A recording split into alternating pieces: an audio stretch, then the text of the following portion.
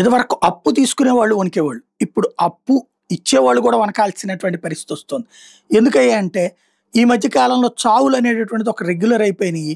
ఆ చావుల సందర్భంగా ఎదురోళ్ళని చంపడం, లేకపోతే ఎదురోళ్ళ క్యారెక్టర్ అసాసినేషన్ పెరిగిపోతుంది. ఇప్పుడు తాజాగా నిన్ననే మనం మాట్లాడుకున్నాం. ఒక కాపు మహిళ అంటూ ప్రొజెక్ట్ చేశారు కులాన్ని గూడా. ఈవిడ పేరు ఈపూరి శేషమ్మ అనేటటువంటి ఆవిడ నిన్న పురుగు మందు తాగి ఆత్మహత్య చేసుకుంది. ఆవిడకి ఇంత చేస్తే ఆవిడ గురించిన వార్త రాసుకొచ్చినట్టు సాక్షినే చెప్పుకొచ్చినటువంటిది ఏంటంటే, అనేక మంది దగ్గర అప్పులు చేసింది. ఇప్పుడు వీళ్ళ దగ్గర కూడా ఎవరైతే తెలుగుదేశం వాళ్ళని చెప్తున్నారో 2,00,000 అప్పు తీసుకుని 1,30,000 కట్టింది. ఆ మొక్క తన వీడియోలోనే చెప్తుంది. 1,30,000 కట్టింది. మిగతా 70,000 ఏంటి? వడ్డీ ఏంటి పరిస్థితి? ఇచ్చేటటువంటి వాడు అడిగేటప్పుడు అప్పు తీసుకునేటప్పుడేమో వాళ్ళతో వీళ్ళతో రికమెండేషన్లు చేయించుకుని ఒదిగి ఉంటారు. అప్పు కట్టకూడదు అనుకున్నప్పుడు, లేకపోతే అప్పు తీసుకున్నటువంటి వాళ్ళకి కట్టేటప్పుడు అదేదో మన జేబుల్లో డబ్బులు ఇస్తున్నట్టు ఫీల్ అవుతారు. వాళ్ళ అప్పు వాళ్ళకి తీరుస్తున్నామని కాదు ఫీలింగ్.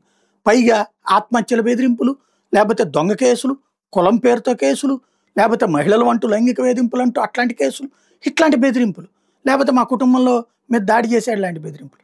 అప్పు తీసుకునేటప్పుడు ఒక మాట, అప్పు కట్టాల్సినప్పుడు ఒక మాట. చివరికి అప్పు ఇవ్వాలంటే భయపడేటటువంటి పరిస్థితికి ప్రైవేట్ ఫైనాన్సర్స్ ప్లస్ బ్యాంకర్లు కూడా తయారవ్వాల్సినటువంటిది. ఎందుకంటే వాళ్ళు ఏ 2 వీలర్ అప్పిస్తే వాడు తర్వాత రచ్చరచ్చ చేసి వదిలిపెడుతున్నాడు. కోర్టులకు కూడా పోతున్నారు. అప్పిచ్చి తిప్పలు పడాల్సిన పరిస్థితి వస్తుంది. అప్పు చేసేటటువంటి వాడికి తెలిసినే చేస్తున్నాడు కదా! అప్పు తీర్చేటప్పుడు ఎందుకు ఈ ప్రాబ్లమ్ వస్తుంది?